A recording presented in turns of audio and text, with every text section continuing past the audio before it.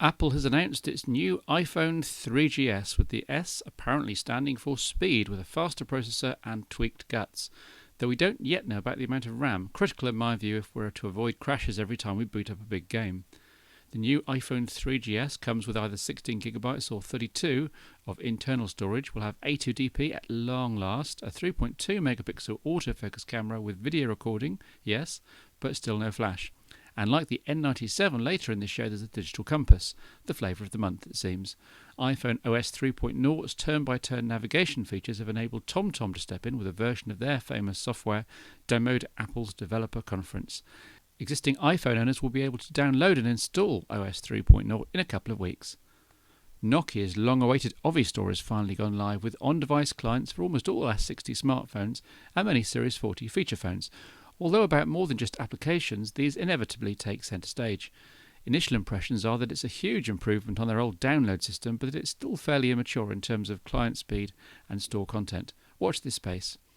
The Sony Ericsson Xperia X1 has been much derided over the last year, going from messiah device to industry joke, but a whole new firmware R3A has just appeared through the official Sony Ericsson update system. This quickens the device up significantly.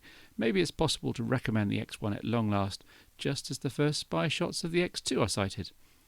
Opera Mobile, the de facto browser on many Windows mobile phones, has just had a big boost today in the form of version 9.7, the first version to employ their turbo technology, which directs pages to Opera's servers in much the same way as Opera Mini, where they get compressed to tiny fractions of their original sizes before being sent down to the phone. 9.7 also upgrades the browser to the Presto 2.2 rendering engine, which is said to offer a 25% boost in rendering speed. It's here at last, Nokia's 2009 flagship, the N97. Over on All About Symbian, I've been comparing the N97 to the N95 Classic as an initially flawed flagship for its time, a device that's potentially groundbreaking but which takes significant tender love and care by Nokia to bring it to its full potential. In this regard, it's certainly of the same ilk, but comes into a phone world that's far more crowded with top-spec devices, and unlike the N95, some of the aspects of the N97 that are disappointing are hard-to-change hardware as opposed to fixable software. But on with my thoughts. The N97 feels great in the hand, narrower than the iPhone, but still with a screen that's noticeably larger than my other favourite of recent times, the 5800 Express Music. 95% of the interface and software is the same as on the 5800, by the way. This is S60 5th edition, with a few nice tweaks and enhancements here and there. The headline feature of the touchscreened N97 is, of course, this alloy hinge, cleverly pitching the screen up at an angle and revealing a miniature QWERTY keyboard. And I mean miniature, with tiny key legends, only 3 rows of keys that have minuscule travel, and a spacebar that's strangely pushed across the right-hand side for right thumb use only. One reason for this cramping change is that there's a D-pad, included mainly so that N97 owners can play N-gauge games seemingly, but the end result is a keyboard that some will struggle with. Maybe this is an area where the N97 tries a bit too hard to be all things to all people. Around the back, and showing a disappointing lack of ambition, is the same 5 megapixel camera unit as on the N96, the same specs going back right to the N95 Classic. Great still shots in daylight though, great still shots, but only LED flash at night. So this is a video test of video capture on the Nokia N97 in slightly hazy sunshine here in the UK. VGA resolution, 30 frames a second. Focus is set to infinity, so my face should be a tiny bit blurred. It's definitely optimised for videoing landscapes, not people. I've noticed that the audio soundtrack isn't quite of as high quality as I'd like, and it's also quite low in volume. I'm sure Nokia can fix this in a firmware update though. This is video capture on the N97. The micro SD card slot is hidden under the battery cover, along with a huge 1500 mAh battery. But you won't need to use a card very often. There's a stonking 32 gigabytes of flash memory already inside the N97. If you've got a large music collection, or if you like to preload feature films, then you'll appreciate this vast space to fill. But otherwise, I'm tempted to say that 32 gigabytes is rather going to be wasted on many N97 owners. Go on, you try filling 32 gigabytes. At 3.5 inches, the main display is noticeably larger than that on the 5800, even though it's the same 640 by 360 pixels. It's also clearer than the 5800s due to the use of higher quality components, and is slightly better behaved outdoors in bright light.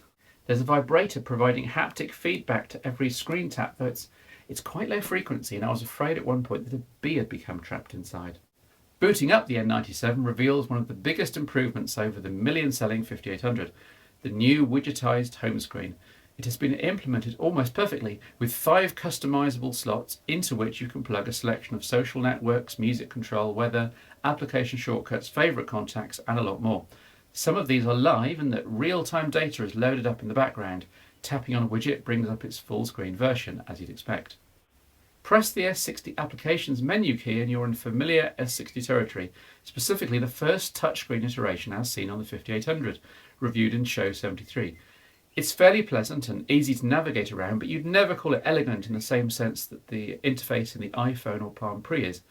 There have been several under-the-hood tweaks though, with Web now sporting kinetic iPhone-style scrolling and better use of full screen, while Nokia Maps now works well in landscape mode at last. And all recent Nokia services, Mail for Exchange, Obistore and so on, are all built in.